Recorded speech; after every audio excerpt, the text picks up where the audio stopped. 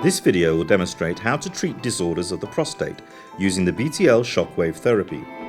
Disorders of the prostate include chronic prostatitis, benign prostatic hyperplasia, and chronic pelvic pain syndrome.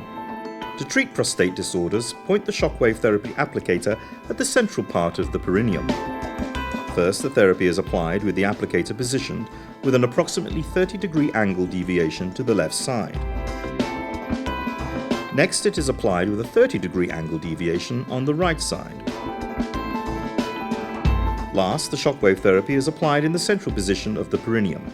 The vertical position of the applicator remains unchanged throughout the entire treatment. Under the influence of shockwaves, biological response of the tissue is triggered at the cellular level. Growth factors and proliferation factors are released. Endothelial nitric oxide synthase, vascular endothelial growth factor, proliferating cell nuclear antigen. Shockwaves propagating through the tissue increase mast cell activity in the treated area, accompanied by the synthesis of pro-inflammatory, chemokine, and cytokine compounds. As a result, shockwaves restore normal process of healing and regeneration, and reduce and eventually eliminate inflammation.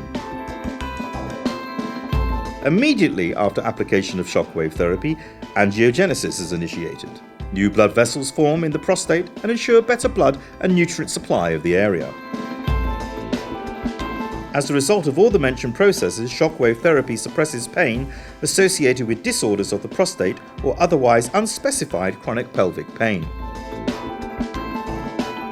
BTL shockwave therapy effectively treats prostate disorders, leading to a faster healing and regeneration, inflammation suppression, and elimination of pain.